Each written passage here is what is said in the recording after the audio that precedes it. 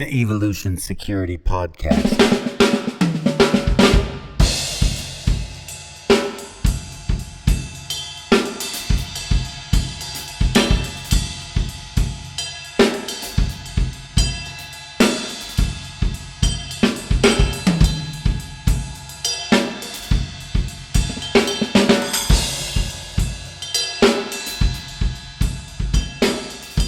Good evening, ladies and gentlemen. This is the EvoSec podcast. This is Eric Davis, and I am blessed to be joined by my twin brother, Aaron Davis, this evening.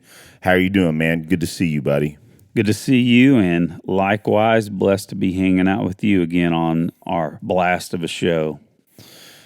Well, you know, we've got an awesome guest tonight, John Valentine of Green Ops. I've fostered a relationship with John on social media. You know, he's been following us and listening to our show, and he's done some awesome podcasts as well. And it's kind of cool when folks of like-mindedness hook up online. It's pretty amazing. Some of the guests that we've brought on this show, we've met online. So pretty cool to have him on the show. Very cool. Well, man, do you want to jump into this interview? Yeah, let's get it going. Let's jump right in. Well, ladies and gentlemen, we'd like to welcome John Valentine of Green Ops to the show. How you doing, brother? Aaron, I'm doing great. Thanks for having me on, brother. I really appreciate the invite. Well, we've been talking about doing this for some time, and it just finally we got it arranged, man. It's great to have you. So, for our audience members that may not know who you are, go ahead and give us a bio if you don't mind, sir. Sure. I started out with combatives from military service. I joined the Army in 2003, separated in 2012. And since then, I just kind of kept on training. I eventually got to earn the black belt in Brazilian Jiu-Jitsu and modern combative from Matt Larson. He's the for those of you who don't know, he's the gentleman who created he's known as the father of modern combatives. He created the Modern Army Combatives program. I ended up, while in that time when I was training for him, I ended up becoming an assistant instructor for him, working for a couple different units, doing combatives programs, consulting, running like OTC programs and whatnot. Then that branched off to going into private organizations like Sheepdog Response, Crisis Application Group, and a couple others, and currently with Green Ops. I've trained everybody from stay-at-home moms to low-vis guys, law enforcement, everyday Americans. I started jiu-jitsu in earnest in 2007. I've done about 600 hours or so of formal training in firearms and combatives. Got collectively, I would say, over a decade of military service. Currently working in force protection. I've competed in mixed martial arts, boxing, Brazilian Jiu-Jitsu internationally, and I've been a concealed carry holder since 2013. That's about it. Awesome, John. That's an awesome resume. And I'd just like to point out any folks that are in combatives and they have a black belt in jiu-jitsu, we know you guys are legit. You know, to me, I know we push jiu-jitsu all the time on our show. We think it's the most important attribute. But yeah, when the guys in the field and combatives teaching integrated martial arts or dedicate themselves to that black belt, that's awesome. Because you know as well as I do, you can be very successful in combatives and integrated systems and not achieve that level. So that's awesome. Yeah, it's definitely important to just have at least something that establishes some type of degree, right? I mean, the kind of the double-edged sword that we have in martial arts or specifically Brazilian Jiu-Jitsu is where we'll be like, hey, I am X belt under X person. And I think that it can almost do a disservice because essentially we start evaluating that person's ability and their material based on the opinion of their instructor as opposed to what they themselves actually pursue. I mean, it's good enough, right? I mean, if you say, hey, I have a master's degree in engineering, like that is very direct and focused enough to where, like, okay, I don't really need to know what it, extrapolate, figure out like what school you got it from. exactly. Yeah. Well, and John, so regarding the integrated systems, and I'll follow up with another question here that I think really segues into what we really wanted to talk about. So as far as a lot of, obviously Matt Larson is a big portion of your combatives, and I know you've been running a lot with some of the guys we've been training out in the integrated systems and integrated weapons-based environment. Who are some of the guys you've been running with in that field? A big influence on me has been outside of Matt has been Cliff Byerly from Hill Country Combatives. Nice. Cliff, I mean, that guy, he'll never say it, but I'll say it for him. Like, that guy has every possible credential you could want in a person, right? The only shame about him is that they can't juice him up with steroids and keep him alive for another 100 years and keep him stacking bodies, because that dude is as legit as they come, and he's got on top of that, he's got the heart of a teacher. So he's a huge influence on me. Also, Ben Albin from Redbeard Combatives. Oh yeah, I've known Ben almost 10 years now. Almost 10 years. So, like, when I first was even thinking about combatives, Ben was already a black belt doing this, had a pretty successful YouTube channel, Patreon, and he really, we've been bouncing ideas off of each other for a long time. So I consider him not only a mentor, but a really good friend. Well, frankly, Ben has been on my top 5 list for like 15 years. Yeah. And having you on the show reminds me that it's time for me to make sure that we get in his class as well. He's doing awesome stuff. Yeah. Has been for many years. Yeah. And like typical, the people who are training make the best equipment. Right. And the people who are end users themselves, it's not a surprise to me at all that you see the RBC helmet all over the world being used by all variety of different units. And he just sent me some gloves to test for him, and I'm pretty sure those are going to be circulating pretty soon too.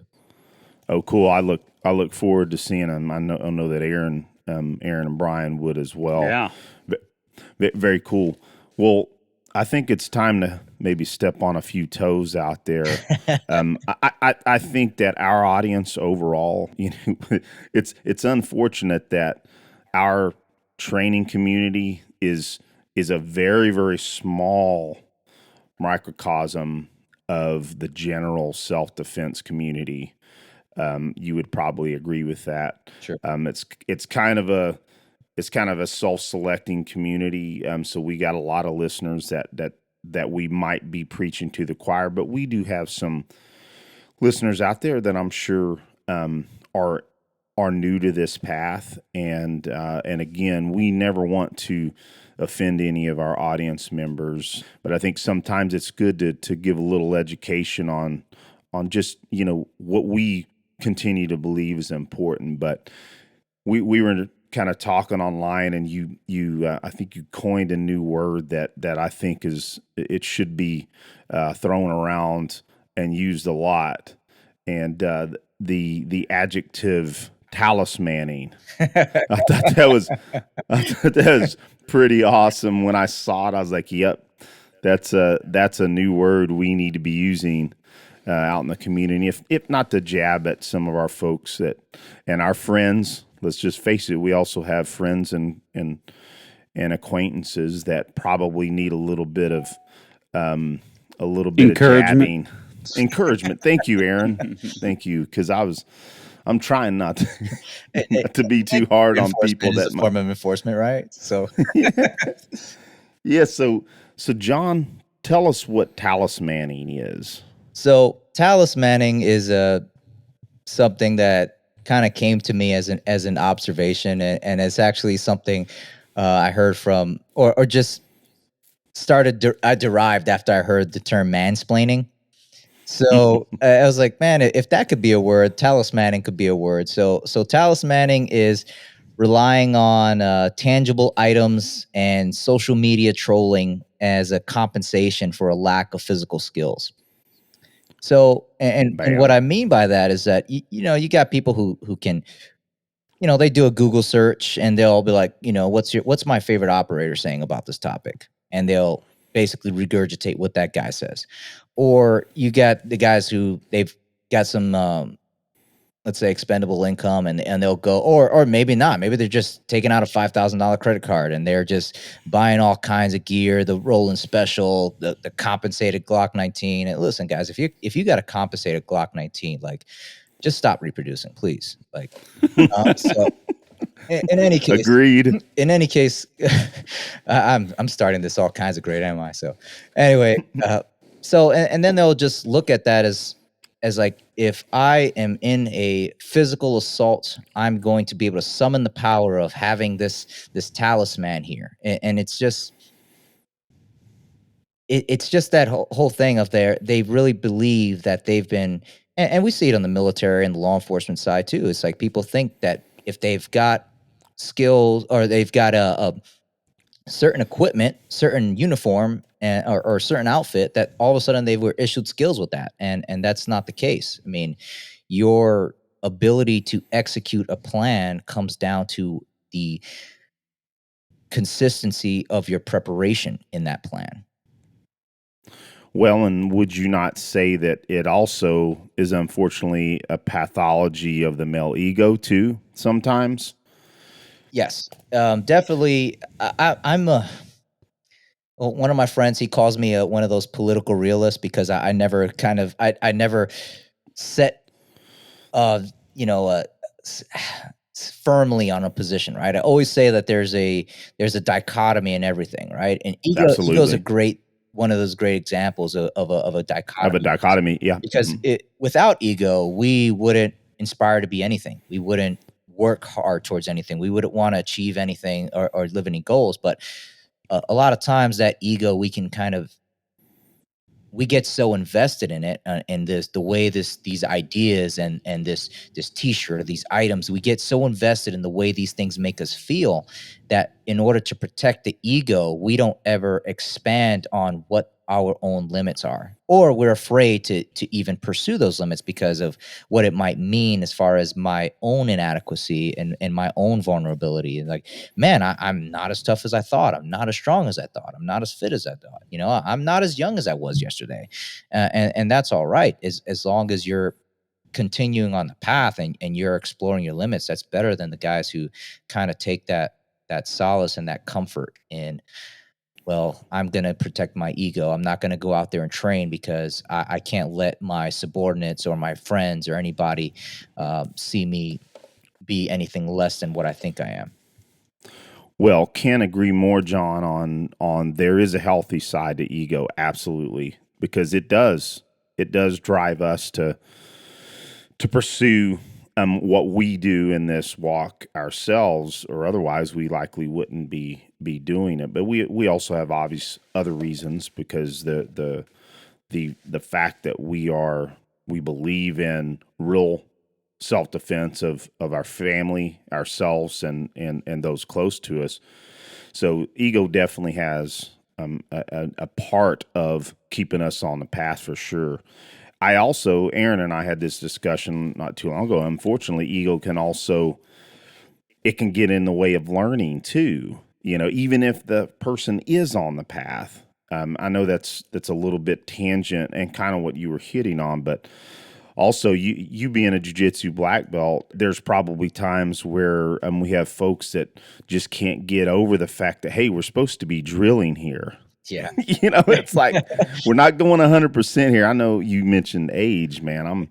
Aaron and I, we're twins. We're approaching 50 real fast, and I know what it feels like to be getting older and beat up. I was in the Army too. I feel like half my injuries I have now was contributed back then. But yeah, age definitely shapes a lot of it. And, unfortunately, I got to have some of those kids where I'm training now, man, half of them are SF. And they may, a lot of them, are new to jiu-jitsu, but they're athletic, and, so that it's like, hey, chill out, man. Yep.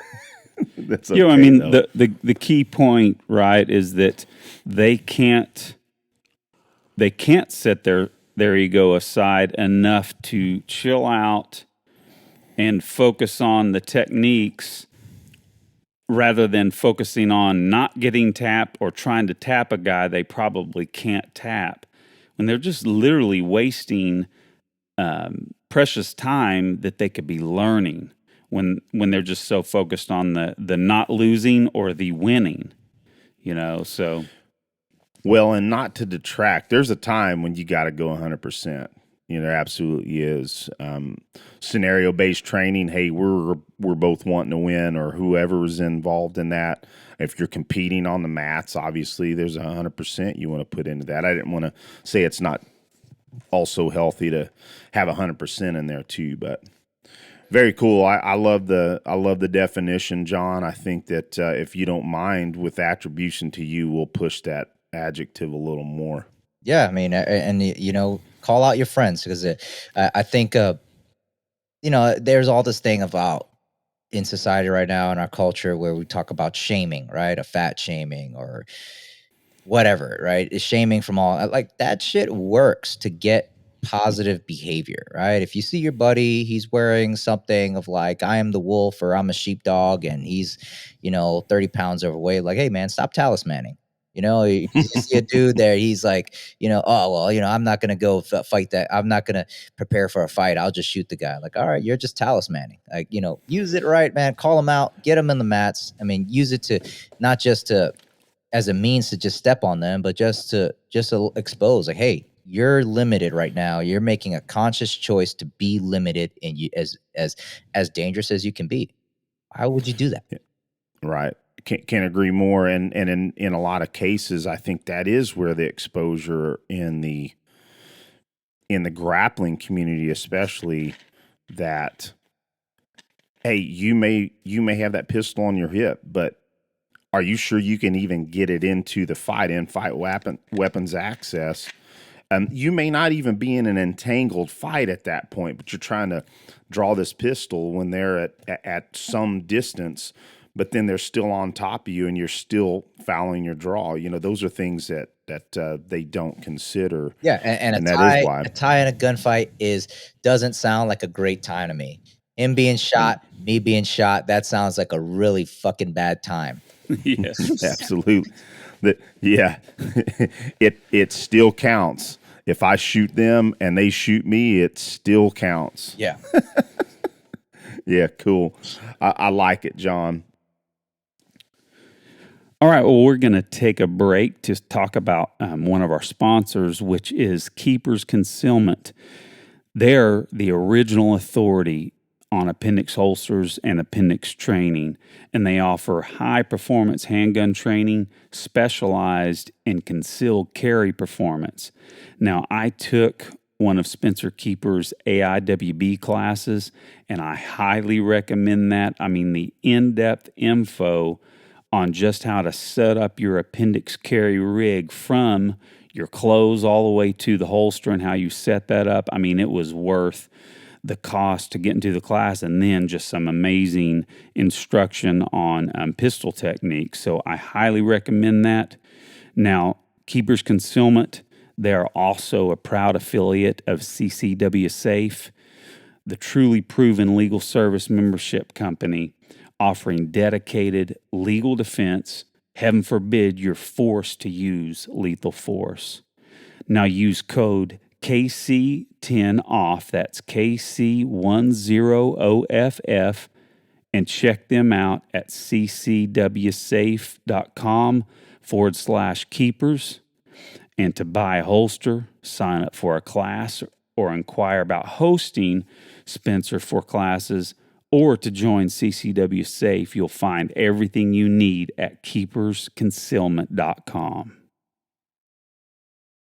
Well, listen, there's another subject that I'd like to move on that you kind of brought up online as well, that I thought it actually sparked a big thought in my training, because my background before I was even involved in any integrated weapons stuff, like with Craig Douglas and ECQC, the Shivworks Collective.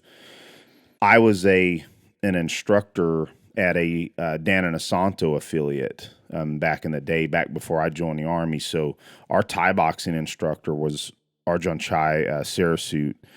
And so Thai boxing is a big part of my past. Aaron took Thai boxing lessons from me for like 3 years. Mm-hmm. So Thai boxing is very, very dear to me. And I will tell you that for a long time, I have eschewed using the plum and the neckties in a weapons environment, because there is some, I do believe there is some efficacy to thinking about when my hands are high, where is their hands close to my waist, or all of that.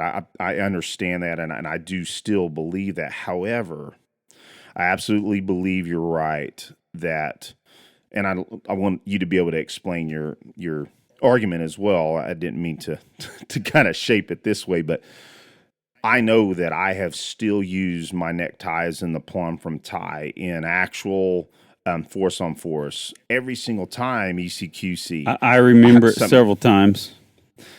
Yeah, so it's my Thai boxing comes out naturally, and I'm still controlling the hands. I'm still, concerned about where my weapons are, where their weapons are. And I agree with you. I think we should give time to that Thai boxing clinch. And I want you to give us your thought on that, because you're the one that really made me think about that again. Sure. in just recent time. Sure. So I'll start with the surface level, right? As far as like seeing it as is, and then I'll talk about as far as the method that I employ it, right? As far as using that neck wrestling with knee strikes. So when we're trying to, like, the arguments I hear against using the Thai plum, they almost parallel any argument as far as like, oh, well, red dots versus iron sights, or sport jiu-jitsu versus street jiu-jitsu. It's just like they almost act as if people cannot walk and chew gum. Yep. Does that make sense? So yeah, absolutely. So when we're talking about like, okay, you shouldn't teach people to use the Thai plum in a weapons-based environment, because they're just going to go they're going to just dive for the neck instead of controlling the weapon.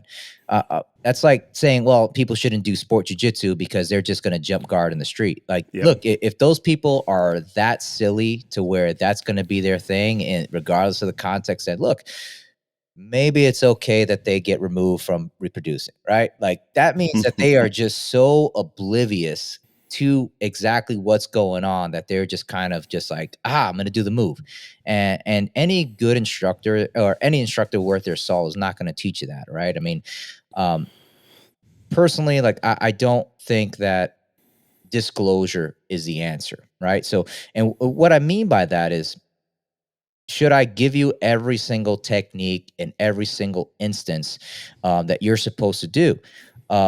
If that's the case, then it kind of goes back to what I was saying before, where it's like, then your skills are only worth my opinion because I taught you that technique. I taught you this. I got you that. And that's not necessarily what I want from my students. This is just John, right? I'm not saying I'm not speaking for or against anyone. So I hope no one takes it that way.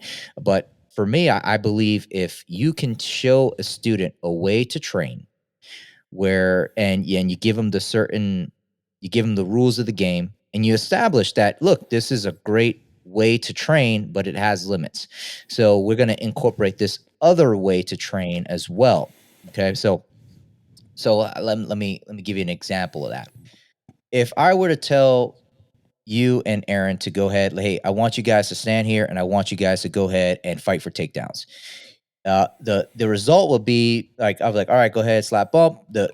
As far as like what I expect to see, it's almost predictable. It happens almost every time, regardless of how long somebody's trained. Immediately, they kind of get into a low posture and they get ready to go for that takedown. Okay, so it looks like a typical wrestling stance. All right, so now when we look at wrestling and jiu-jitsu, the stances are very, very similar, right? And that's because of the method of training that they use.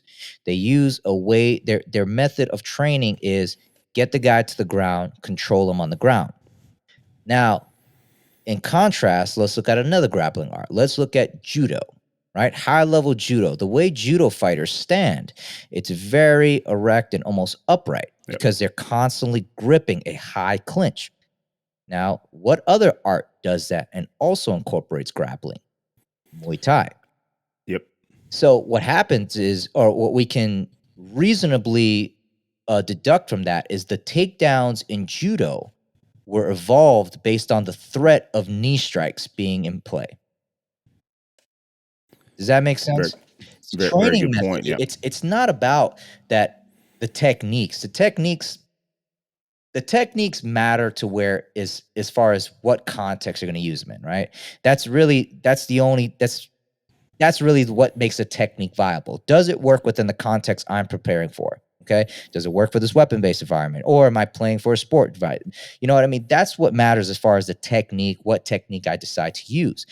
Now, the training method, that is making sure that I continue to train tomorrow.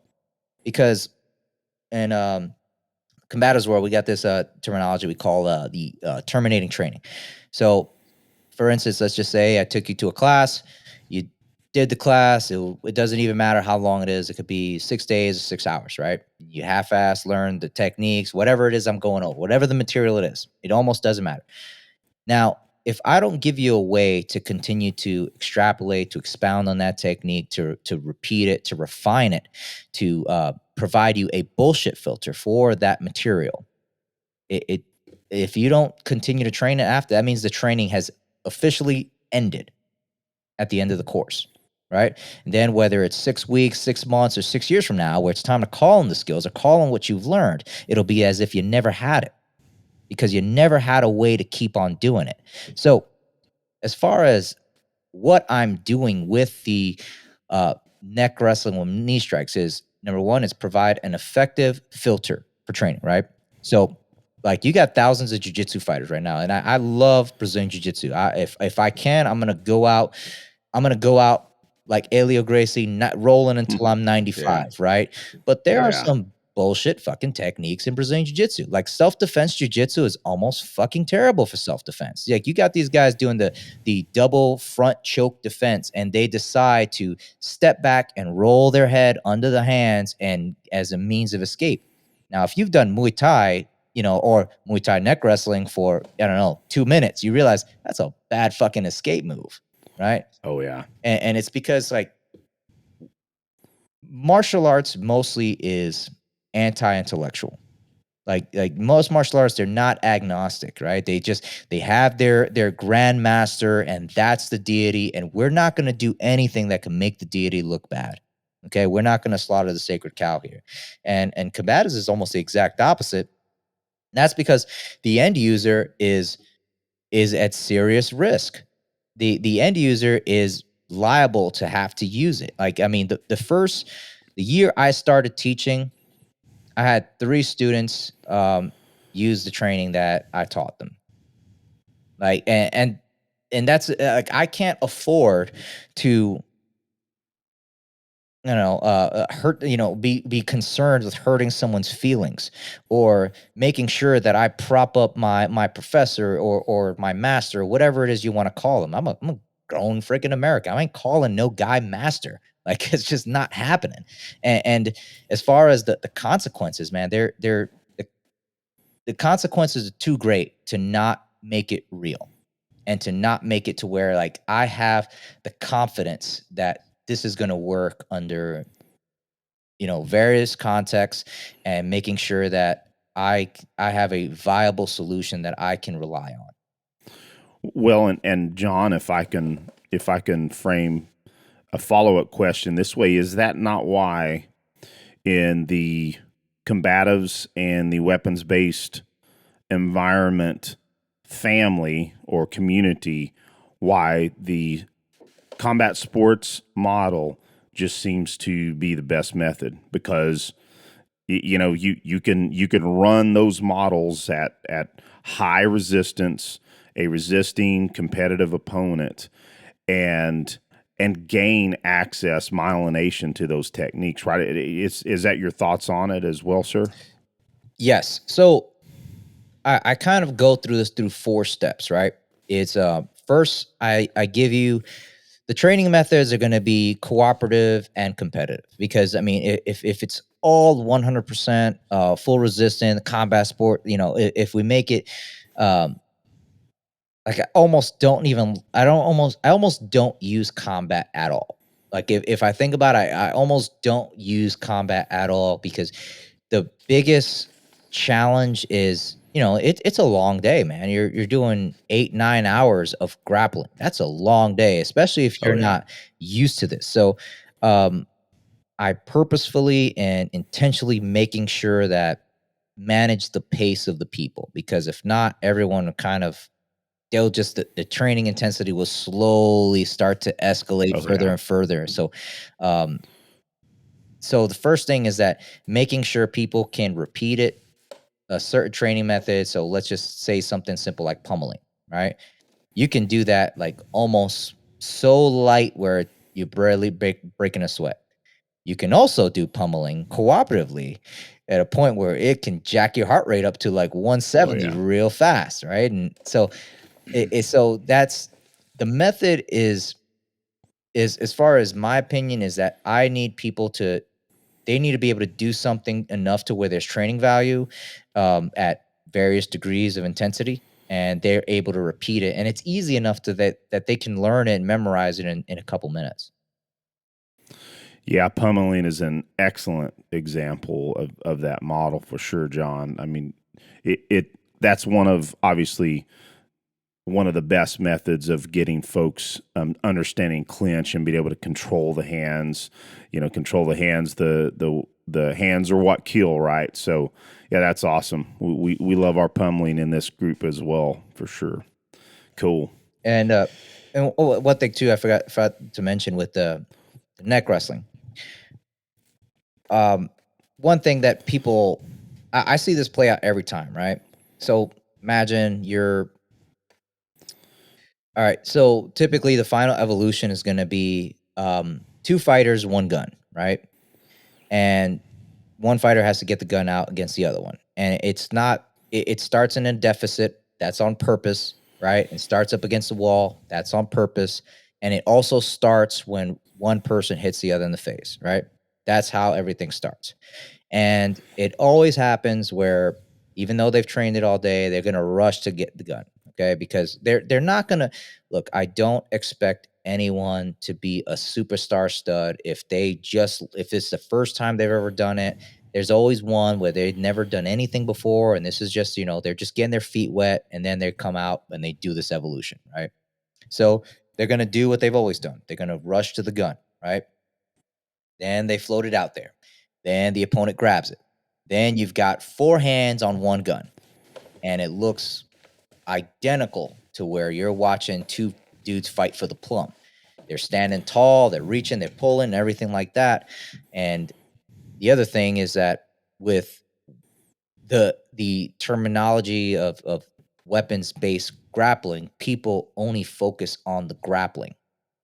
You don't get them. You don't see many people throwing headbutts, throwing knee strikes, throwing elbows, or anything like that. So the I'm making sure people are working within the limits of the clinch grappling, that wrestling pummeling, right? They're moving past the limits there, and I'm also putting them in a position where they explicitly and exclusively have to strike to win. Nice, yeah, and I think it's important. You just brought up a real important point. Is you know as well as I do, John, Aaron, you know, bring you into this conversation too.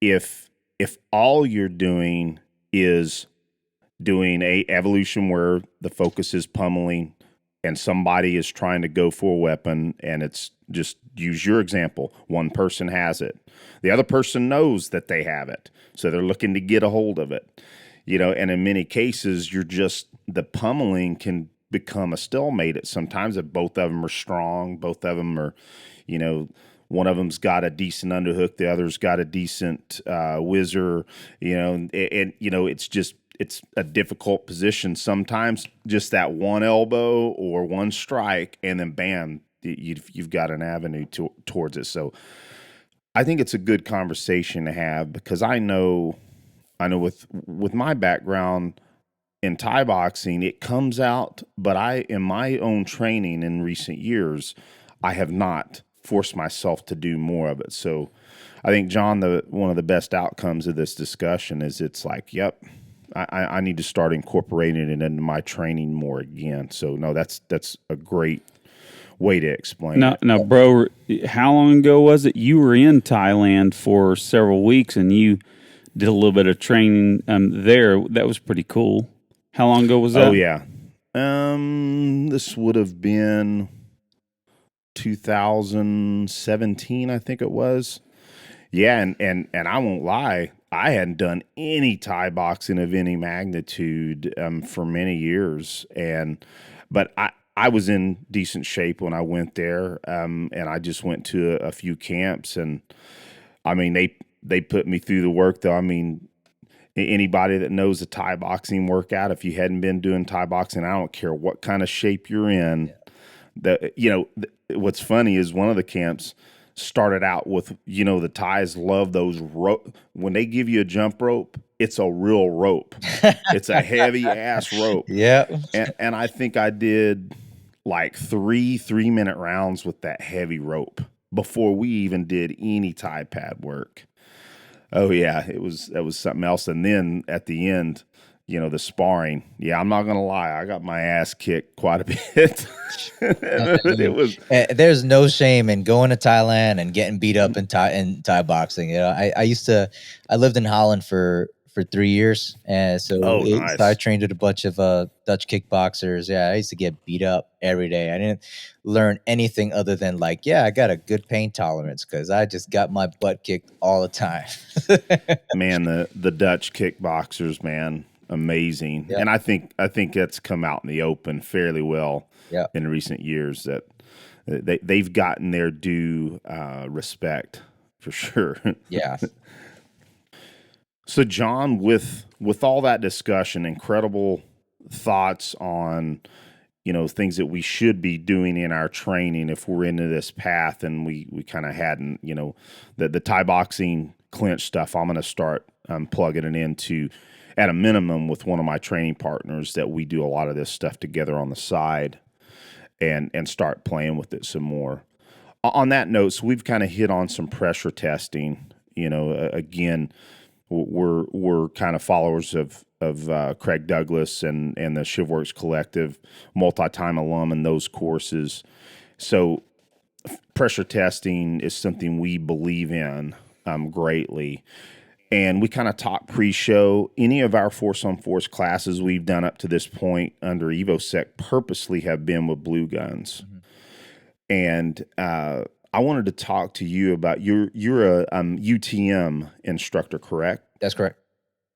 So I was just wanting to ask you, this is learning for me, between simunitions and UTM, was there a reason you went with UTM? And can you kind of, let's just frame it this way, explain to the audience what UTM or simunitions is, and if they're not aware of that. And then if you can go over what made you decide to go towards UTM versus simunitions, if you don't mind.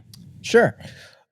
So people use the terms almost like sims and UTM interchangeably, right? Or they'll just call all of it sims, right? The airsoft or whatever it is, right? If you're got non-lethal training aids or projectiles, they're calling it sims. So simunition is actually a brand as far as a non-lethal training aid. So it is, they have, so for folks who don't understand what that means, is that you have a training gun, right? That looks, functions, feels, everything just like, let's just go with a Glock 17, right? We'll just go with that, just so we have some type of common knowledge. And a common language to understand this, right? So we got a Glock 17 that is blue, so it's designated. It's visibly marked as this is designated for training with non-lethal training aids, right? So it's bullets that do marking. They make the gun cycle. There's a certain ammo capacity and so on, right? So as real as you can get without going into a lethal round, right? Then you have UTMs that are very similar to simunition, but the technology around what makes them work and function, that is where they start to deviate. So similarities is marking cartridges. You have blanks, you have loud ones, you have target ones. But now, as far as what makes them work and the reliability mainly is why I went to a UTM over simunition.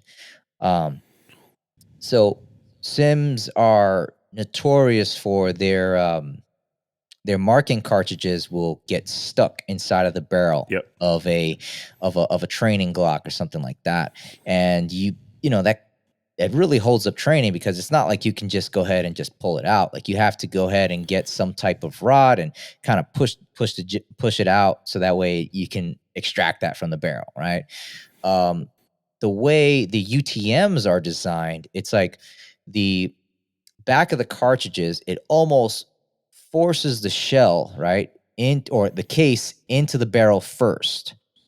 Then the projectile will then launch off of the case, right, go down the barrel, and then it extracts perfectly fine.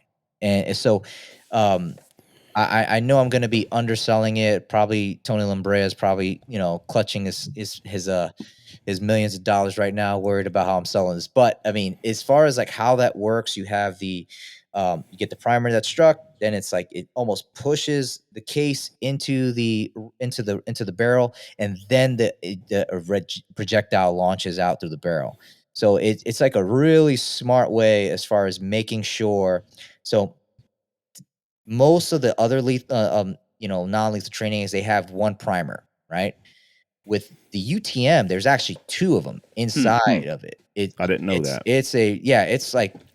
It's a very intricate technology. So the first primer struck, right, which makes that shell extend almost so that way it can go inside the barrel. Then there's another one inside of it that goes and strikes another primer, which then launches a projectile. It's really, really interesting. It creates not only a super reliable cartridge, but a very, very accurate one as well. So even if you're using it for, you want to run somebody through so you got somebody who's scared of guns and they want to see how it feels and cycles and stuff like that. You want to give them some kind of intro to firearms. It's great for that because it's very, very accurate up to pretty good distance. So yeah, then also on top of that, the education that they have with UTM, the distance education, I think it was just, I thought it was fantastic, right? Some people might take it as far as like, oh, well, they're just kind of retargeting you as a client. Look, that's just a good business model if you retarget your clients, right? But as far as making sure you're using the equipment properly and understanding the technology and so, look, I did that online course over a year ago, and I still remember that whole thing of there's two primers inside of that shows you that it works. Okay. Well, and I don't know. Have you ever worked with Cecil Birch at all, or you know Cecil Birch of Immediate Action Combative? We've spoken a lot. So or I he lets me bother him with questions a lot. Well, Cecil is a big fan. He uses UTM himself, and he's given us a good argument for it. I'm curious to, just as a side note, Craig has been using FX recently.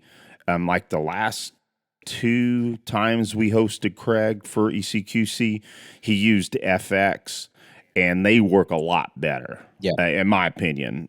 Now, I still think that it seems like UTM just has an edge over even the FX if it's plugged into the simunitions clocks as well. So yeah, because I have the UTX rounds. So I I got super lucky. I don't know if it was God or my friends or a combination of the two things, but I have 4 trainer Glocks and a custom case with 8 blue magazines, right? So like that, and I got that for like 2 grand. What? Yeah, total, right? So it was like, I'm I jealous. wanted to get UTMs, but I was like, man, these are FX Glocks. Like, I'm not gonna pass this up. This is 4 of them in a custom case. Like, I'm not gonna pass that up. So I bought them, and I was still doing the education through UTM, and I saw that they had UTX rounds for FX Glocks, and I was like, oh, so yeah, so you can even have like FX pistols and still buy the UTM rounds and get the same reliability as you would if you had a UTM Glock with UTM rounds. Yeah, it seemed like I did notice that when I've seen a lot of your videos that it did appear that you did have the Glock FXs. So the Glock the 17Ts. Yep. Yeah, I'm jealous there, brother. that was Cool. just timing and preparation, and just people looking out. So it just worked out, and I'm thankful for that. So Cool. Very cool. Real quick, man, let's talk about our wonderful sponsor, Origin. You can check Origin out at originusa.com. Anything you need on the path: protein, the Jocko Mulk, the krill oil, joint warfare. I'm going to tell you, those 2 supplements are extremely important for me right now with my joints and my back. If you got joint issues, go ahead and grab some krill oil and joint warfare. It'll make a huge difference. Also, the Jocko Greens, the Jocko Discipline Go, which I'm drinking right now. And also, if you go to any of our podcast or blog links on our website, find the Origin affiliate link, and anything you pick up on there is going to help us out big time. Also use EvoSec 10 at checkout for 10% off, and that'll help you out as well. So go out there and check them out again on originusa.com. Before we get back into this interview, we want to implore our audience out there, if you are getting anything out of this podcast, please go to iTunes, even if you don't listen to iTunes or Apple, and give us a rating and a review. It helps us big time. Anytime we have reviews and ratings, it bumps us up. We notice an uptick. So if you don't mind, please go out there and do that. It helps us a lot. Well, Aaron, I think probably a good time, man. Why don't you segue into the Rangemaster discussion if you Sure. buddy. Yeah, John, you said something earlier about how it was very important to you to make sure that you did not set your students up to fail in techniques that they may have to use in life-saving situations, right? And that reminded me of what it was like. So this weekend I went through the Rangemaster Instructor Development course and got my certification, all that stuff. Had a good time. But that's one thing that, Tom is really, really almost limiting in some of the techniques he teaches, like the low ready and even with the way he wants you to rack the slide over the slide, instead of using the slide lock like we competitors do. But and the way I look back at it, it's because he wants his students to have tried and true, simple techniques that work in a fight, not just work in competition, like I just said. So that reminded me of this weekend. So we know that you're a Rangemaster instructor and just kind of wanted, or certified instructor like the two of us are. So just curious, what drew you to that class and your thoughts on his curriculum, et cetera? So Tom is really, as far as a firearms instructor, man, I mean, there is, like, he's kind of just as real as they come. Mm-hmm. Like, Yep. he's Absolutely. even if he teaches a technique that maybe a competitor might not use. He's going to give you exactly why this shit works, and he's going to make you go test it out. And even though it's like, okay, well, I could probably do it faster this way, but that's for you. But as far as maybe my wife or maybe somebody else that maybe they don't have, they've never done it, right? Maybe they've grown up in the People's Republic of New York, and they've never touched a gun before. So so he's giving them something that is entirely reliable under the circumstances of being under duress, which is a fancy way of saying, hey, this motherfucker's trying to kill you and you're scared shitless. Okay. So you're using a gross motor skill because you are scared. You're about to die, right? And you don't even know. And he says this in his class too, and I thought it was brilliant that when that platitude that kind of perpetuates within the firearm circles of 3 yards, 3 seconds, and 3 rounds, right? Like he's like, I don't fucking know that. Like, who else has more documented self-defense uses, defensive gun uses than Tom Givens, right? And no one.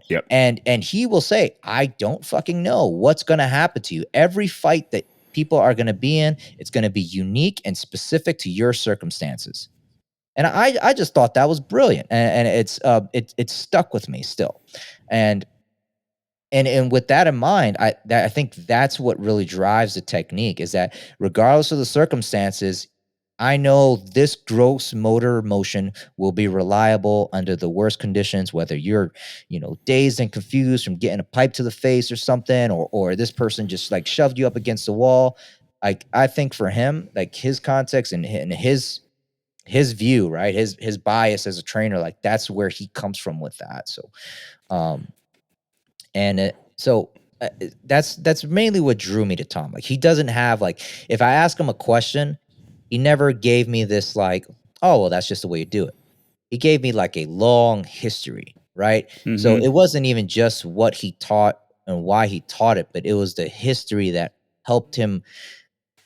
He takes you on a history journey with him, as far as like what he's been through, what he's seen, what he's experienced over the years that you just can't buy. And he tells you exactly how he got to where he's at. Yeah, and another thing, and it's not even necessarily a technique, but he just ingrains it. And it was hard for me, which was the low ready position. Yeah. I mean, as my technique is very, very competition oriented, and I can run a gun pretty well. But whenever you tell me I need to start in this low ready position, and especially swing up and do strong hand only, support hand only, stuff like that, it was throwing me, man. Yeah. But the reason why he teaches that is a specific reason, because he's setting up civilians to not get themselves in legal trouble too. Yeah. So again, it's something that I completely understand, but it was a struggle to me. But I won because he gives the why. He gave the why behind that multiple times. And I'll tell you, one time I got in trouble for not coaching my partner in making sure he was in the proper low ready. That was luckily that was the only time I got a little bit of a chewing from Tom. But yeah, Aaron, I if I can interject, I think that was the only time I got chewed out from Tom as well. And Aaron, you noticed that when I changed some of our curriculum and added more of the low ready, it was specifically from Tom's instruction in that. And let's face it, Tom explains it well. It's like there are times where you need to have a gun out, but that person may not be able to have it, or may not need a gun pointed at them yet. Yep. Yeah. Yep. And I mean, it's important to ingrain, having those, I'll just say 3 draws: the surreptitious draw, the fast draw on target, and also having a draw to low ready, because you may not be able to point it at them, but you may need it out. Yeah. So, yeah. Yeah. And so, yeah, it's it's nice to have the brethren here that have went through that class. I really enjoyed it. The last day was a lot of fun. Finally doing the quals and the written exam, and the lecture on the last day was a lot of fun too. Yeah. But now, so that was an instructor development class. You're certified as an instructor under the Range Master umbrella, like we are now. Then you also took Scott Jedlinski's RDS instructor class. Now, can you kind of give a little bit of a synopsis on what that was like? And Yeah, absolutely.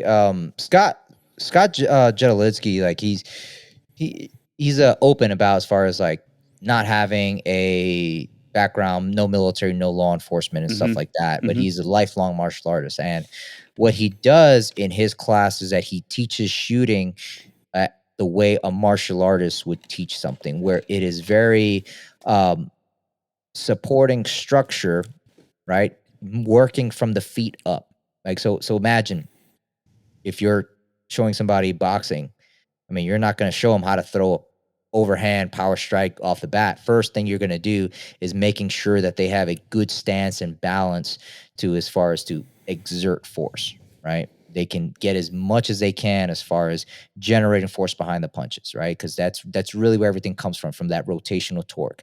And what he does is that he gets your stance and your grip right to where you are able to deal with the torque of the pistol moving. So the pistol's moving back this way. He shows you a way to grip the gun, everything working from the ground up. So it's very technique heavy as far as making sure the principle of your shooting technique is very solid and you get results almost right away. And Scott is just really, really good at what he does. As far as like making like very focused on the red dot, like he's an enigma. I mean, there's not many guys out there like him that don't have a background. I mean, he's a masterclass shooter, yes, but I mean, I don't. I mean, he's got a fast coin, but like, most of the guys that are out there, they're like world champion competitive shooters, and they've got like an SF background. They've got all this type of accolades. Like Scott competed. He was a martial artist. He's really, really good as far as getting your performance much higher within a very short amount of time. And like he's blown up, man, and he deserves every bit of that recognition because he's phenomenal. Cool. Well, so this every now and then we talk a little bit of red meat about gear. So Eric and I both are new to Red Dot. Man, I'm flipping loving it. It changed my life because of my vision. But so what kind of pistol do you like to run and what Red Dot? So I have a Glock 19 and a Trijicon 06 Type 2. So I mean, I think it's a 3.25, something like that. Yeah, cool. 3.25. So I just American Red Dot, Glock because it's Glock. And oh yeah, don't worry. Jesus' gun. Yeah. 19 that's Jesus carry, right? 100%. Jesus helped Gaston design that 19. I guarantee it. Yep. Yeah, our audience might be getting tired of us talking about red dots, but man, it's just it really does seem like just in the last year even that red dots have exploded exponentially amongst instructors. It's a more natural way to fight. It's just a more natural way to fight. No one ever, like, if I throw a punch, I don't look at the back of my knuckle with your face blurry behind the knuckle and then throw the punch out, right? It's like I look at your chin, I throw the punch out, and that's exactly how red dot shooting is. You focus on the target you want to hit, you paint it with the dot, and that's it. It's just faster. All the arguments that I'm not that old, but I'm old enough to where all the same arguments that people had as far as like when the military started moving to red dots and aim point, that they're making the same arguments with the red dot and the pistol. It's like, all right, guys, if we round and round we go, I guess. What's old is new again and all that. It's just look, it's better to adopt a new thing and get ahead of it as opposed to be left behind, if that makes sense. Yeah, and go ahead, Aaron. I- I'll follow up. and this is another interest to me is, so what is your backup iron philosophy? Now, what I mean by that is, do you like them high? Do you like as low as possible, etc.? You feel that they're important, etc. Where do you stand on that? I think it's more important you know how to shoot. That's cool. I think the gear and all that. I think if you have the skills, like it's like, hey, what do you prefer? AK or AR or red dot or pistol. Man, give it to me. I'll fight with it. I really like. I'm the worst guy to ask about gear. Like I need my gear to be reliable when I need to use it. Like, because if I need to use it, I need it right fucking now. Not now, but right fucking now. Yeah. So I need my guns to go bang as soon as when I press the trigger, and I need them to work when I need them to work. But if they don't work, at least I have the skills to compensate for that. Because if the red dot is out because maybe, I forgot my battery, or, something happened, maybe it's occluded. Who knows, right? Like you got to at least have the techniques to follow up on that and do it immediately, right? So you have to, again, this is what I was talking about as far as the training methods, right? Like Scott can get you really, really good on a red dot really fast. But if you haven't worked for those situations for when the red dot isn't there, or it's occluded, or it's missing, then, I mean, you're only working, you're doing what feels good as opposed to like really training for a fight. Sure. Does that answer your question? Oh, perfectly. That's good, man. Well, and if I can kind of circle back to something that piqued a thought that we kind of had a discussion with Mike Brown not too long ago, and Mike was our primary pistol instructor for many years, and I still count him as who developed our platforms coming up. And it's what we all still use today, what basically everybody's using. But Mike convinced me, he's like, Eric, back when you and I were working together a lot, I was target focused, even though I was using iron sights. And he said, I guarantee you the way that I was developing your shooting, you were doing the same thing. He said, you just probably didn't realize it because in many cases, when we're really focusing on the front sight, we're thinking about those precise shots. But when we're shooting under pressure, and I looked back that I was like, you know what? I know that I was more target focused, even though I was using iron sights. And I think that's kind of a little bit of a hard thing to admit. Yeah. That a lot of shooters are like, yes, we're supposed to always focus on the front sight, but we got to come to the reality that actually when you're shooting, when you shoot at a high level, Scott Jedlinski's brought that up, that the highest level shooters using irons, they're still target focused, at least to a certain distance. Yep. And Ben Stoger said the same thing. Now, Ben Stoger, I mean, a lot of folks in the audience likely knows who he is. IPSC and USPSA Grandmaster legend. And he said the same thing. He's like, hey, I can focus on a target and still shoot this way. Yep. And he said, and that is what I actually do, I think was his words. But anyway, yeah, good thoughts on that, John. Yeah, I mean, I don't know if I'm the guy to ask about gear, but I mean, I could give you my setup if I'll let you say what. Yeah, your setup, but just so you're tracking. You've probably listened to our show. We're not gear centric. Yeah, we actually for a long time we eschewed being gear centric, but we have audience members that enjoy it, so we try to bring everybody into the fold. So sometimes we'll talk about gear, give them a little red meat. Yeah. So, and I'll give it back to you in a second. And the only reason why I asked is that on my carry pistol, I had a Ameriglow iDot Pro front sight that was like 0.24 inches tall, and I thought, with as low as my Holosun is cut into my slide, I think I can use this sight. And what I did, I went to Dawson and got the lowest rear sight I could use to make that all work together. And I'm telling you, if I had to in a pinch, it's just barely there, I can get a sight picture with it. And then when I actually was prepping for this class, and my other Ameriglow sight just flew off into a wormhole somewhere while I was on the range, just gone forever. But so I had to quickly order a new set of sights from Dawson, which they're my favorite sight company.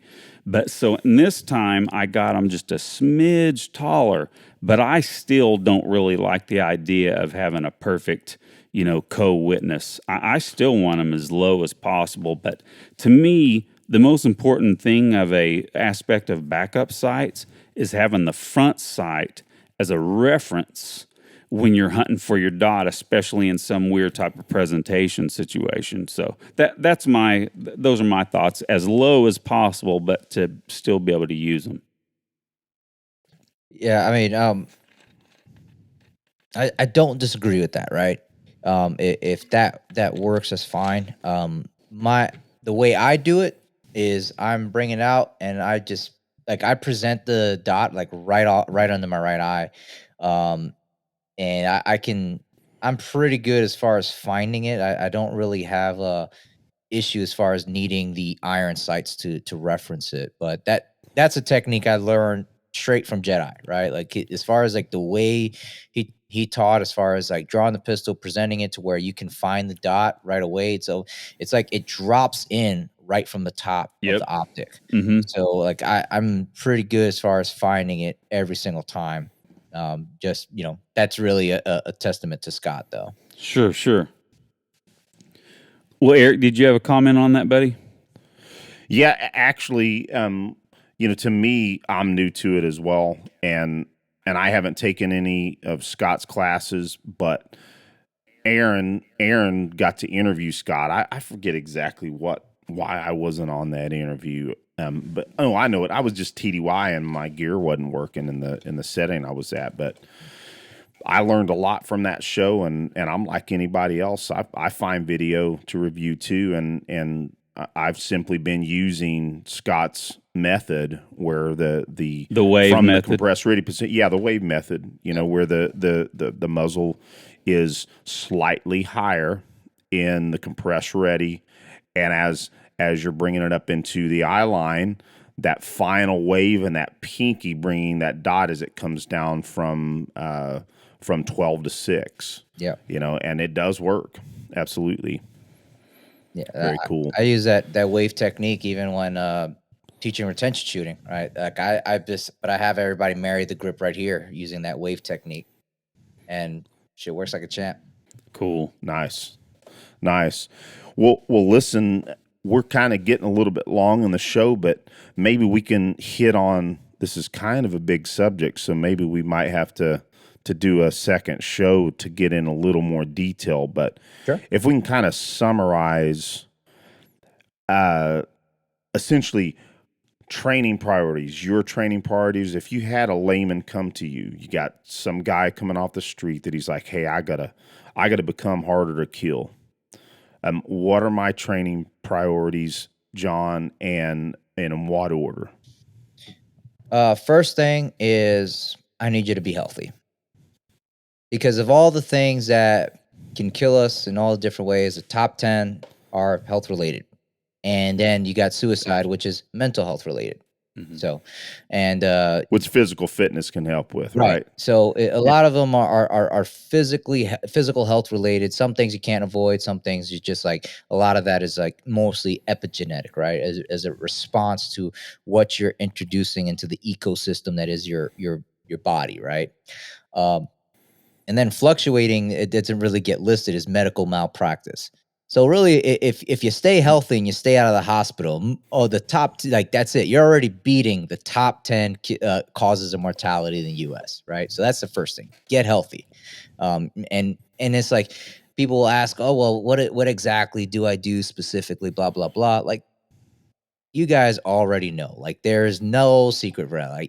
You're eating, you could be eating better, you could be moving more. So do it. It's really that simple, right? Mm-hmm. Go walk more. And, there are plenty of people, they dedicate their lives as far as giving results, and just be patient, be realistic as far as where you're at and set realistic goals. Like if you're talking about losing 30 pounds in 3 months, like it's not realistic, right? So, and that's really mostly what it comes down to. People won't set realistic goals for themselves. So first, get healthy. Okay. Next thing is, making, if you want to be a person that people say, hey, I want to be harder to kill. That means to me, that's translates to I want to be well trained. So you need to make training part of your social life.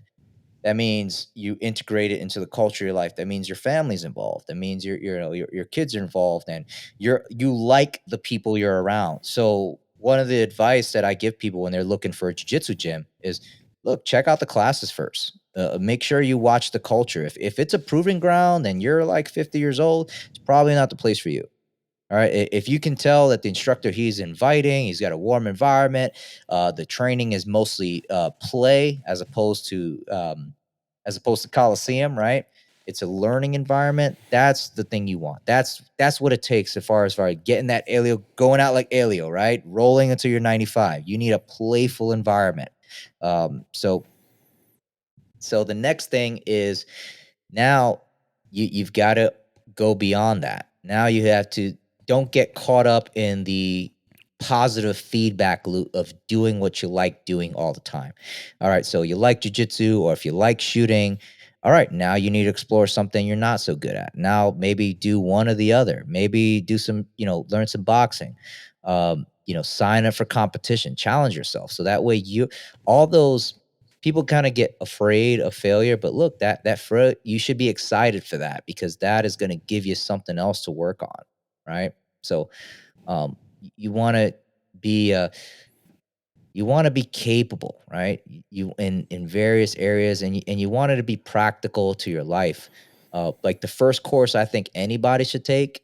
I mean, I teach fighting and shooting, and I think it's sexy as fuck, but I think everybody should start with trauma medicine, because I think no matter what side of the spectrum you are, as far as like leftist or right, and or maybe you're pro gun or anti gun, like there's no reason why everybody in America couldn't stop by the freaking tens of thousands of car collisions we see every day and provide some aid. Right? Yeah. That's Yeah. Excellent. Absolutely. So, so I think your health, trauma medicine, then integrate training into your culture, right? I think if you do that, you'll be good, right? I think that'll set you on the path, and eventually you'll become a consumer that's informed enough to where you will not waste your money on BS out there. Nice. That's a good summarize, but yet a lot of detail as well. I think bottom line is I think you hit it on the head. Is you got to make it a lifestyle and make it a part of you. If people are real serious about it, that's what they got to do. That's great. And what I really heard from that too, and the reason why I like it is that we agree, is that you're not pushing people, oh, you got to just jump right in and train, 5 days a week. And man, if you're going to do this, you need to do it right. Yeah. You just, I'm a good example. I right now can get to jiu-jitsu a couple times a week. I can get to the range, hopefully once every couple weeks. I dry fire every day, but man, there's a lot of things I could put more time into, but I'm a dad. Yep. I'm an accountant too. I'm a musician. So there's all kinds of things on my plate, but I'm still working. And you just gave people, and it's not just you're trying to give people a way to be lazy. You're not doing that. You're just saying get in it and do what you can. And like you said, they're going to get an education from that. And then when it's time to step up even more, they're gonna know which direction they need to go. So man, that's great. Thanks. Yep. Yeah. I mean, you don't want to get so caught up into this to where like training is your life, because not only is it empty, eventually you're gonna get so fucking fried, like you're gonna be either hurt or just depressed because you can't get that constant gratification, right? It's like that constant reward, and um, there's only so many reasons to produce so many, like, Tim Kennedys, right? Like guys who are like all they do is that, right? And but there are guys like, like me, like you. I mean, it's a means to an end. Like I tell people all the time, like I enjoy teaching, but I mostly do it because I enjoy the type of people that come to this. I I Oh I yeah. I enjoy just, like, meeting guys like you. Like, man, like, who would have known, like, just me saying a silly word like talismaning would lead to a podcast, right? Because, like, it's just the type of people that are in this type of community, and I like to call it the deeds of arms community. People that Yeah. do work through arms, or exercise physical courage against physical adversity. I just love being around that, man. I just love being around the type of people. I love hearing that. Like, hey, I'm a competitive shooter. I do jujitsu. I'm a musician, and I'm also an accountant and a father. Like, I love hearing that type of stuff, man. Like, it's like I've met a lot of guys who are like, they're stone cold killers, man, and thank God they're on America's side. But Amen. that those guys, they pay a price to be that way, and a lot of it comes in the form of divorce, Yeah, yeah. and neglecting relationships that are really important to me. Like my relationship, like I've been married 15 years. My son is 14. I got daughter, another son. I mean, I like my job. I like training. But like I don't like training so much where I want to put the people I love to the side for it. Well, Does that and make sense? oh yeah, because and see you said a couple of things, and they're very close, but they're still very far away. You said make training a part of your culture, or I would like to say make training part of your life. But you said you don't necessarily encourage people to make training their life. Yeah. Make it part It's of your just life, but not their life. Yeah, cool. That's great. Yeah, and I hope that my use of the term lifestyle didn't denote making it your life, because I definitely don't. I don't think so. that I that's don't think yeah. so. I just wanted to make sure clarity there, because I'll use myself as an example. There are many times where I'll beat up on myself if every day I didn't dry fire, either go to jujitsu or review jujitsu video.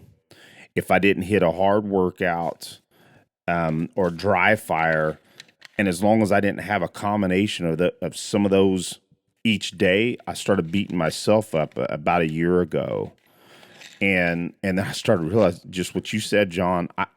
I started getting to the point where it's like, man, I can't bring my brain to put all that focus every single day, and so I made myself start dividing it up. Now I like to make sure I have an element every single week of those. I'm making sure I'm dry firing regularly, getting to jujitsu, a couple times, 3 times a week, and making sure that I'm including some of the other aspects. I work out in the morning, 2 or 3 times a week. But if I do something every single day piled on, I start getting burnt out, Yeah. you know? And so I'm making sure that I spread it out throughout the week, or else it does get difficult. Yep. Well, excellent discussion, man. Love your attitude on that, John. Just it's encouraging. I think it's going to be encouraging to a lot of people that are listening here. So, just need to ask you the most important question on our show, and it follows: what are your 3 favorite bands or 3 favorite musicians? Oh man. I guess I'm kind of like old school. I kind of like the old school rock, That's awesome. Yeah, so Whatever you dig, man. yeah, and but I don't really listen to as much music these days as I used to.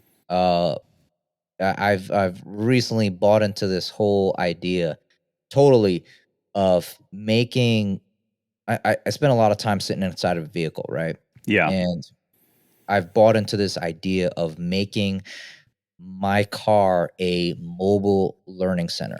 Awesome. Oh yeah. So I'm fully invested in like audiobooks and podcasts like this one, because there's just so much to learn. I mean, the my mind doesn't get as tired nearly as quickly as my body does.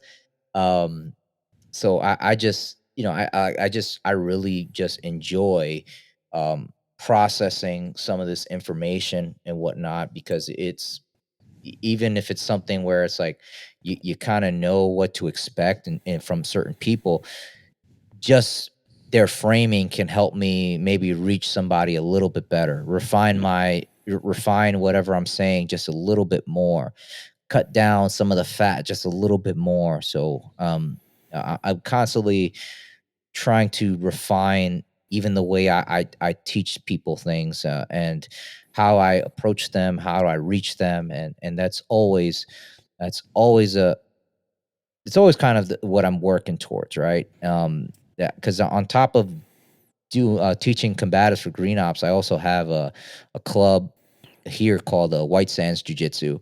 So I mean, instructing is instructing is instructing. So it's always about how do they see it and what can I make them do, not about what I can do. Because everybody, again, right, different attributes, but still people are more the same than they are different. So figuring out all those ways to reach people, and consuming information, learning new things, or maybe I'll give my brain a break, and I'll pick up some random topic. Like this one book I listened to called Last Stands, of like why men and fight to the why men fight and die to the for causes. So stuff like that. I've been really into kind of not just being a good man, but being good at being a man. And just because as a Awesome. dad with two boys and a daughter, that I'm just really invested in that right now. That's awesome. Well, I think Eric brought it up at one point, and circling back to what you're talking about, utilizing your time in the car. And hey, man, that's as good of a music question as we could ask for, buddy. That's awesome. I'm always looking for good rolling music, though. That's Yeah. always making some good There- playlists there. Hey, let me ask you this, and I want Aaron to finish his thought. Do you listen to any Hawaiian reggae when you're rolling? Sometimes, yeah, man. The only reason Man. the only reason I bring that up, my instructor back on the West Coast, Will Haggerty, Yeah. every time we were in class, he's got the Hawaii, because he's from Hawaii. But Yeah. anyway, I just said that's because I'll be honest with you, it's made it to where I like Hawaiian reggae when I'm training. Sometimes I can't help but That's Aaron may not even know that. But Well, It's yeah, just I turn it on. such a good flow music, right? And Mhm. just like I've you probably noticed it too. Like just the pace of the music helps the pace of the roll. So Yeah. I'm always looking for like good, steady rolling music that kind of just keeps everything flowing, because everything is all about managing that pace, right? That's cool. That's Awesome. cool. But I we'll let you go here. But I just wanted to say that what you're referring to, the knowledge gathering within that mobile learning center, right? Yeah. It's been said. Let's just say it. I'm not sure who said it, but Eric, you may remember, but that you can get a PhD level and level of knowledge listening to podcasts. Jordan Peterson Okay, said that. there you go. Wow. And he most assuredly has a doctorate himself, and yeah, for him to say that, that's exactly where I heard say that, and he said you can gain a doctorate level education via audiobooks and podcasts these days. So Pretty cool. Yeah. There's no reason to be uninformed or misinformed with the access of data we have, and that's really the challenge of today is making sure your attention and focus is in the right areas, especially when you start having kids, a wife, and you guys doing high level professions like yourselves, man, that's just like you got no time for the BS that people decide to indulge in. 100% Absolutely. agree. That's good, buddy. Well, John, I think, man, this has been an awesome interview. And I'll just say it this way, man, we got to have you back again. You know, we like to have guys like you on multiple times, if not as in perpetuity. Sure. Because you brought it tonight, and I knew you would. I think I thought about shooting you a message over a year ago. Yeah. And just with, everything we do, we'll get one guest on or we'll get distracted. And so, man, I've been thinking about having you on for a while, so I'm glad we finally made it happen, brother. Yeah, likewise. I again, man, thanks for having me on. This is a lot of fun. Very cool. Hey, John, for our audience members out there that may want to find you, how can they find you? Yeah, I'm pretty easy to find. You can find me on Facebook, just John Valentine. You can find, if you join the Facebook group called the Combatives Association, you'll find all those people I mentioned as far as influences, and a couple people that you guys mentioned, Craig Douglas, Cecil Birch, and a lot of the pioneers of the combatives industry. I'm in there as well. You can find me also on Instagram at it's at John V_actual. And yeah, and if anything, you can go to green-ops.com and sign up for a class. If not, I mean, I'm always looking for venues and venture out into uncharted territory. So yeah, I'd love to come train with you guys. Awesome. Well, John, I was just going to mention that I'd love to have you out to North Carolina, because I know. Oh man, I'd love to go to North Carolina. Yeah, so we'll make that happen. We'll look at this year and see about bringing you out and make Aaron come out. And, no problem. Aaron's always looking for an excuse to come see me and the family. And yeah, so we'll make that happen. And I also love to put all that information in the show notes so folks can look there as well. So I'll do so. Awesome. Fantastic. Good content. Yeah. Good content, John. Thanks. Until next time, John, you have a good evening. And Aaron, you have a good evening as well. You all Goodbye, too. guys. All right. Take care, guys. All right. So it is time for accountability again. I'll jump right in here. And I think we've mentioned it maybe a little bit earlier in the show, maybe on the interview, but I did go ahead and finish up my Range Master Instructor Development course and came home with a certificate. I was pretty stoked about that. I had that on my mind for quite a while. Well, Aaron, if I can interrupt you, you're kind of breezing over that, but I want to say on the air, congratulations, big time, man. I'm so glad to have you a part of the Range Master Instructor family, man. I'm so proud of you, man. That's another awesome goal. Oh, thank you, man. It was a blast. It was a pretty intense class, but amazing enough, it was the last day when we did all the quals and the exam. Man, it was a blast. I had the most fun that day, and started out with the shooting.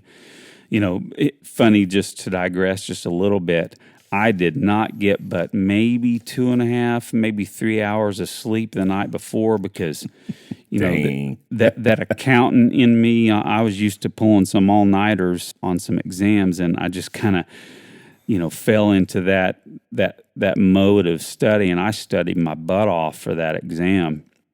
And Aaron, how many hours do you think you put in? Bro, I probably put in a full 8 hours studying over the couple days. Yeah, that's about what I put in as well. Yep. But it definitely helped. I'll hit that here in a second. But so on the shooting quals, funny, the FBI qual, I made a 98. And then on the more difficult Range Master one, I hit a 98.8. And it's just funny that the more difficult one, I did a little bit better. But then on the written exam, I made a 96.2.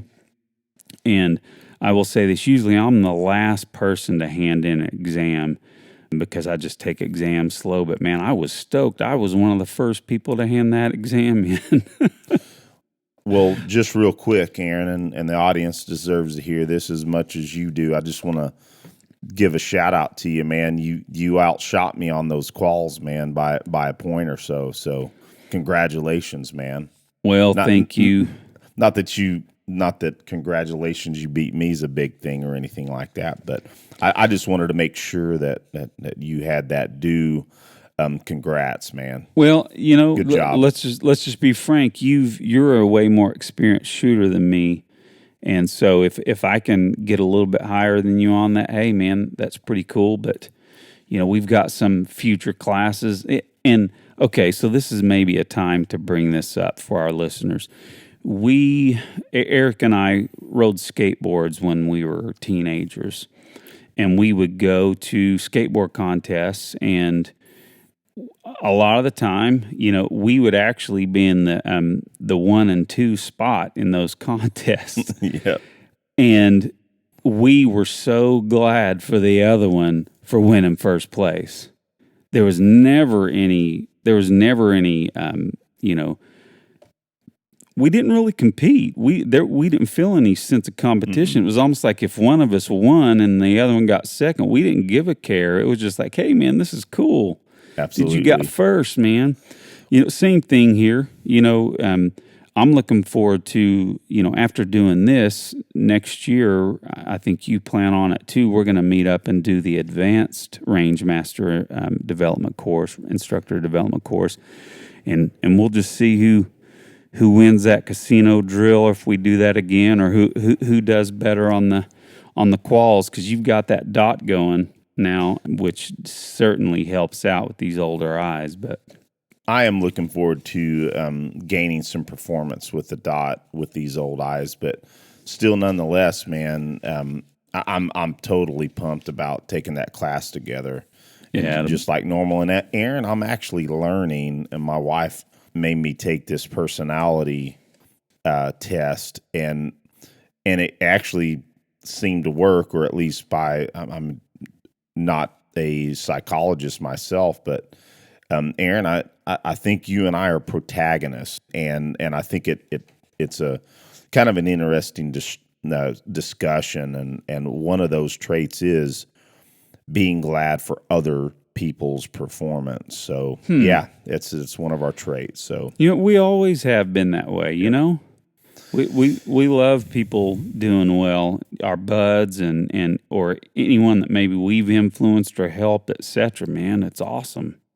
Yep. And if someone beats me, which there were way better shooters than me at this range master course, and I was glad for those guys. I had a buddy named Mike that was shooting with me, and man, he was a great shooter and a super cool guy.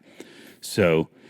One last thing, Eric, you'll know what this is about. So I'm officially a fair hand with a pistol. Nice. So I got to take home my my ace card. I apparently that's a qual that deputies would take in the late 1800s, and not a bad group on it. That's a 5 shots in 5 seconds at 5 yards, and I went ahead and did that from Concealment. I think it came out to about a 2-inch group. Yeah, so it was real good group, man. Pretty stoked about that. And I like those historical drills, man. That was after all the quals, and Tom knew how to to bring some fun into everything, especially after the stress of the quals. So yeah, that's a cool part of the class. Well, and then so I do have to give a little bit of again accountability here. So we've shot the casino drill. I shot the casino drill decent at another Tom Givens class, but man, when I shot that, the first 2 times I did it, we were kind of practicing, and man, I tanked that thing. But the best time I did it was right there in front of Tom, and it was still at 23 seconds, so I didn't even get it under par. But that's all right. I want I want to practice that drill a little bit, but that's really not the point, right? So, but I wish I did better on that. That was on par with my other shooting, but hey, good time anyway. Now, just real quick, I'll go through my other accountability for this week. I have still been, after getting back from that class, I've been dry firing just a few minutes a day, but usually a few minutes here and then maybe a few minutes later in the afternoon. And I'm keeping up. I'm doing that blue tape drill a lot, Eric, and then acquiring that dot. Yeah, getting my eyes, really used to focusing on that target.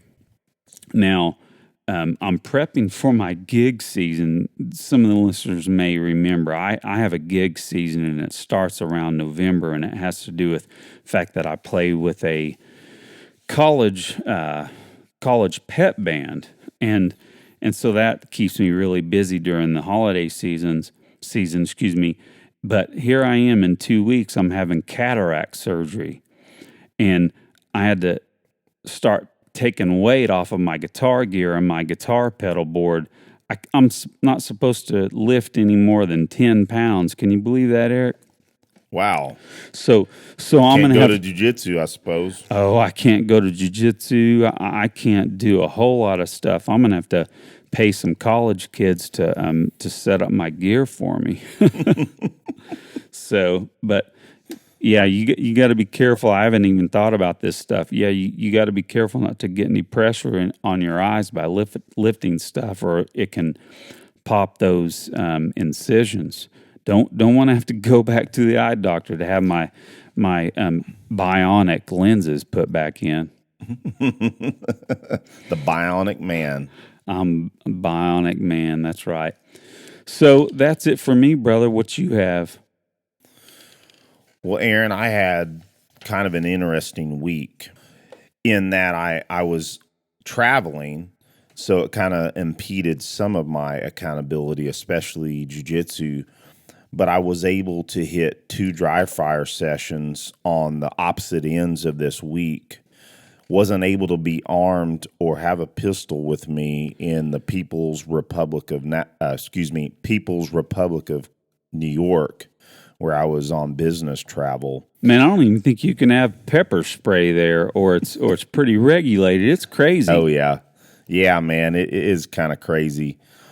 But yeah, I was just, I don't know, about 40 miles or 30 miles north of the city. And so, yeah, it was interesting flying over New York City. I could see it a little bit. Eric, so just real quick, on that note, so you were on the West Coast and you covered a bunch of cool places, Hawaii being one of them, as one of your areas that you service for the Army. Is that kind of the same deal since you're now on the East Coast? You got to support New York? Oh yeah, absolutely. Yep, that you're on it, man. And so yeah, not as many cool places like San Diego, California, Hawaii, Guam, Thailand, all that on the Pacific region, but still nonetheless, I don't want to bash on New York. New York's a very important part of our history. Part of the original colonies and the original, the most important battles or the end of the American Revolution were fought in New York. So definitely a huge part of our history.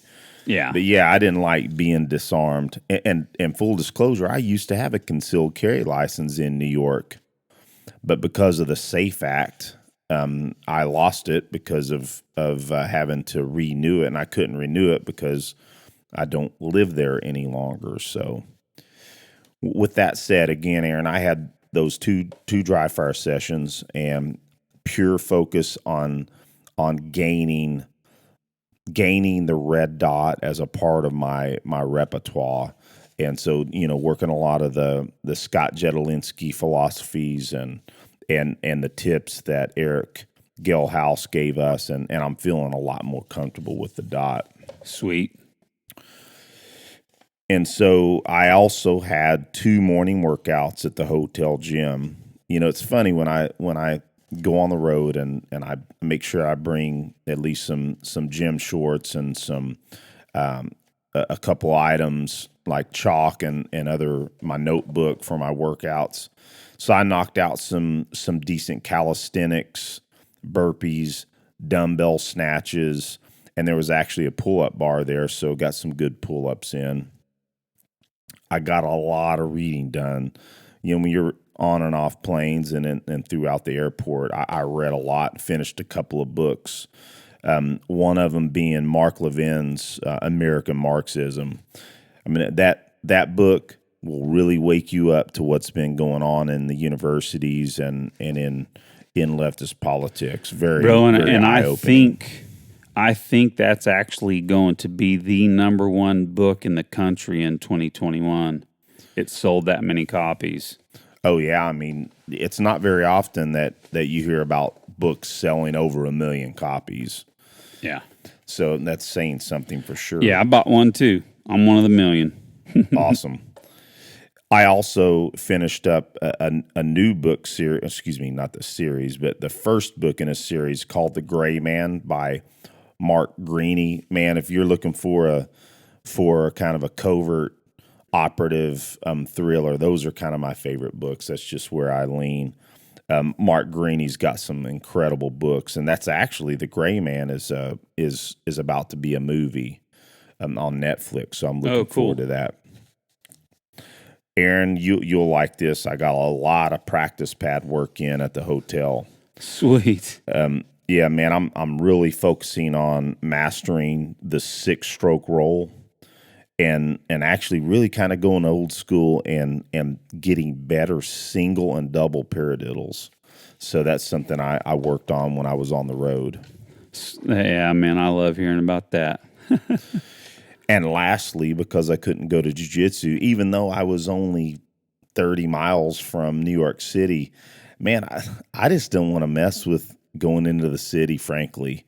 Or else I should have visited the Renzo Gracie gym and or Marcelo Garcia's gym. So I'm kind of kicking myself in the butt. Maybe I should have braved the city, but I just didn't want to dealing with all that crime that's increasing and trying to find a place to park and all that stuff. I didn't want to mess with it. So I focused on video. John Danaher's Choke series that I definitely picked up some details on the sliding collar choke, or as he calls it, the sliding collar strangle from the rear that most of us are used to. But there's some incredible details that he espouses in that video that I've been really amazed by and have really helped me on the mat. So I put some focus on that again as well. So, man, with that said, man, I think that's about it for my accountability, man. Well, you're making me think about the fact. So I just got my combatives belt at Gracie, my Gracie school here in Tulsa. And I think I was able to go to one class after getting that.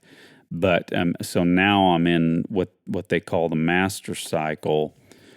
And I need to start that up. But because of me home here helping Becky out, and then, boy, myself having that surgery next month, or actually in the next couple weeks, but here in November, man, I'm not going to be able to hit jiu-jitsu until December now. So that's kind of a bummer, but you reminded me I really do got to hit the videos. So now I'll have all the videos for the master cycle available so I can start reviewing those too. Yeah, and like we always talk about, seeing that video is a repetition for your brain. You know, it's really good stuff. And Aaron, I'd just like to say we are into periodization. That's just a fact with what we do. Mm-hmm. We got a lot of things we do. Jiu-jitsu, shooting, the workouts, the dry fire, the reading, all of it. It's tough to be 100% on everything. So yeah, I definitely say that now that I've got that Givens course out of the way, I'm definitely going to focus more on jiu-jitsu here for a while because, man, ammo, I think I want to start holding on to my ammo again. I might go to a match here in December, but that might be about it for matches for the rest of the year. and I might shoot 1 or 2 times between here and there, and that's going to be about it. Because hey, with these amazing, it's a joke, man. As if Biden, who can't, never mind. I don't want to get too political, but this whole supply chain issue that's all brought on by government action, and they're going to come in and fix it. What a joke. Well, and Aaron, I will get a little political, and for the audience members out there, two of the biggest issues is the new law that went into effect in California, where if your truck is not, if your truck is 10 years or older, you can't be on the roads of California unless you're an electric truck. Now, I don't know about you, Aaron. I've not seen any efficient electric 18-wheelers out there. Exactly. Yeah, dude, I heard about that. Thank you for the reminder on that, because so now there's a bottleneck there in the the port out of LA. Forgive me, I don't know the names of the ports, but I know that one of them is in LA because my buddy flew straight over it, right? Am I misspeaking there? Yes, yeah, LA's one of them, and I'm forgetting the other right now. There's 2 main ports in California. So now they have one more bottleneck. Whatever Californian trucks that are less than 10 years old, they're meeting the trucks that can't get into California now at the border. Yep. So, man, just government and Aaron, not only that, if you are not let me articulate it this way. If you don't work for a company in California, you can't drive in California. So if you're an owner operator throughout the United States, you can't work there. You can't drive trucks there or pick up loads. And they also decided that they would give all the ante to all the unions on the at the ports. So couple all the union shenanigans that California is supporting with all the silliness with green trucks. Hey, now you have a supply bottleneck. So yeah, and here's the thing, Aaron, you brought up Biden. The president can in fact injunction those laws if he so decided to. There's federal provisions that he could actually injunction those laws to loosen up that bottleneck. But he's not going to do it. So yeah. Well, now we can only root for Texas and Florida to be able to open their ports for a lot of these goods coming from overseas and loosen that up. Yeah, but people, and when I'll just say this too, that whenever you hear these government officials talk about the supply chain issues, Eric, have you noticed that they always say it's a demand issue? What a joke, man! They straight up show. I don't think it may be ignorance, but it's also they're actually assuming that the American people are ignorant of what actual supply demand is. Yep. Yeah. It's a joke. Dude, we could go on about this because I've got a decent grasp on economics because I had to for my business education. And I tell you what, if more people understood economics, government and politicians could not get away with the BS that they spout every freaking day about economic issues. So that's enough about that. Hey, Aaron. Yeah, but I'll just say this. Hey, Aaron, it's a, people are just going to have to wait for their treadmills. Oh. And what talking about that? You talking about that exchange with Peter Ducey and and Jen Psaki? Oops, that was probably Pisaki, excuse me. I didn't mean it that way. But Yeah. I remember that. I mean, that real condescension. She didn't want to answer the question, so she focused on, is that really the problem we're concerned about? Is treadmills, Peter? yeah. Yeah, I bet you she's just looking for some way to boot him out of the White House press corps. Yeah, Because he's the only real journalist in that group. So you're right. yeah. Well, Man, we've had fun, a little bit of political banter at the end, but man, awesome time tonight. awesome time and great interview with John. Until next time. Oh, we've got at least a couple of really cool guests coming up, man. So stay tuned. Awesome. Hey, have a good evening, Aaron. You too, bro. Take care, brother.